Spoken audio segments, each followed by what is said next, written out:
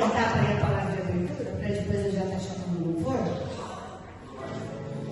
A palavra de abertura se encontra em Atos 9, 36. A única mulher chamada de discípula na Bíblia. Como deve ser uma discípula do Senhor? Todos acharam? Amém. Quem não achou pode acompanhar, só ouvindo. E havia em Jope uma discípula chamada Tabita, que traduzido se diz Dorcas.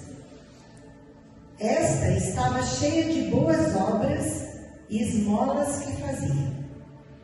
E aconteceu naqueles dias que, enfermando ela, morreu. Então, tendo-a lavado, a depositaram no quarto alto. E como Lida era perto de Jope, ouvindo os discípulos que Pedro estava ali, lhe mandaram 2 homens rogando-lhe que não se demorasse em vir ter com eles. E levantando-se Pedro, foi com eles. Quando chegou, o levaram ao quarto alto, e todas as viúvas o rodearam, chorando e mostrando as túnicas e roupas que Dorcas fizera quando estava com elas. Mas Pedro, fazendo sair a todos, pôs-se de joelho e orou. Então, voltando-se para o corpo, disse: Tabita, levanta-te. E ela abriu os olhos, e vendo a Pedro, assentou-se. E ele, dando-lhe a mão, a levantou e, chamando os santos e as viúvas, apresentou-lhe viva. E foi isso notório por toda Jope, e muitos creram no Senhor. Os irmãos podem sentar?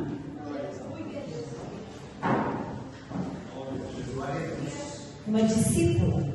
Essa palavra foi tão forte esses dias no meu coração, qualquer dia eu vou pegar ela. Fala que, além de chamar ela de discípula, fala que ela era uma mulher cheia de boas obras e esmola que fazia. A gente fala, mas tem diferença, Renata? Boas obras e esmola, mas não é tudo boa obra?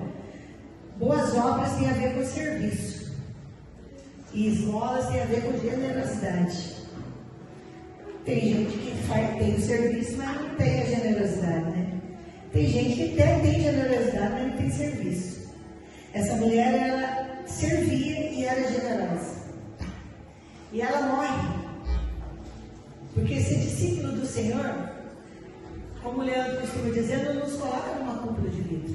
Nós estamos sujeitos a ficar doente, a morrer, nós estamos sujeitos. E não quer dizer que quem morreu na pandemia de coronavírus tinha menos fé com quem não morreu de coronavírus. Eu penso que, como diz a Bíblia, que uns pelo fogo, pela fé morreram no fogo queimados, né? E outros pela fé resistiram ao fogo e saíram ilesos. É tudo pela fé. Morrer queimado por amor de Jesus Cristo foi pela fé também. A Bíblia fala. E ele já tinha lavado ela e colocado no quarto alto e manda chamar Pedro. Eu pensei, meu Deus, mandaram chamar Pedro aqui, a mulher já estava morta. Mandaram chamar porque viam ele como líder, um consolador, ele consolava. Chama Pedro, ela morreu, mas chama Pedro lá. A Bíblia não fala se eles tinham a intenção de que Pedro ressuscitasse ela. Eu acredito que alguns acreditavam que ele poderia ressuscitar e alguns para consolo. Manda chamar Pedro e manda 2 homens chamar Pedro e Pedro vem. Porque o homem de Deus vai.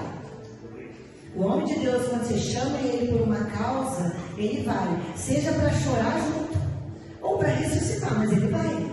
O homem de Deus se levanta e vai, é o que diz a Bíblia.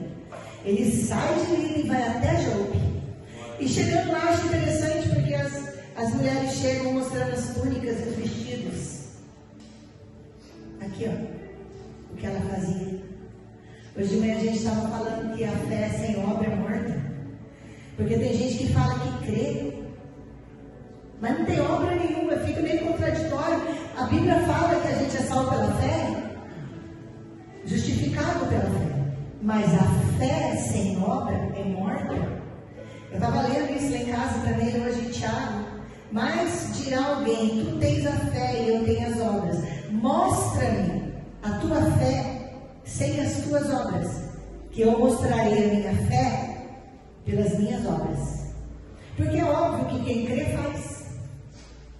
Quem crê tem serviço. Quem tem fé tem generosidade. Porque senão é contraditório. Eu sou uma mulher de fé, eu, Renato, sou uma mulher de fé, mas não faço nada na obra de Deus. Que fé é essa? Que não tem obra. Essa mulher, esses dias eu indo para casa conversando com Deus também, Deus falou de Dorcas para mim. Eu me perguntei, será que se eu morresse hoje eu faria falta? Será que se eu morresse hoje as pessoas iam chorar e falar: meu Deus, ela ajudava muito, ela fazia muito, ela vai fazer falta? Você já se perguntou se você morresse hoje, se você ia fazer falta? Eu não estou falando para os seus filhos e para o teu marido, eu estou falando para a igreja. Você já perguntou?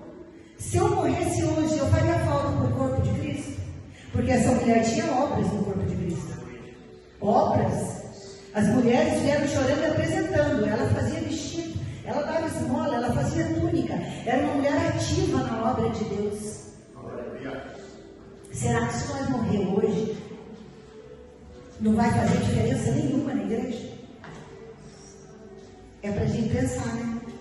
Eu acho interessante também Pedro. Ele vem e eu buscando esse entendimento. Mas será que Pedro foi lá para ressuscitar ela? Talvez, porque ele é discípulo de Jesus e Jesus ressuscitou Talita.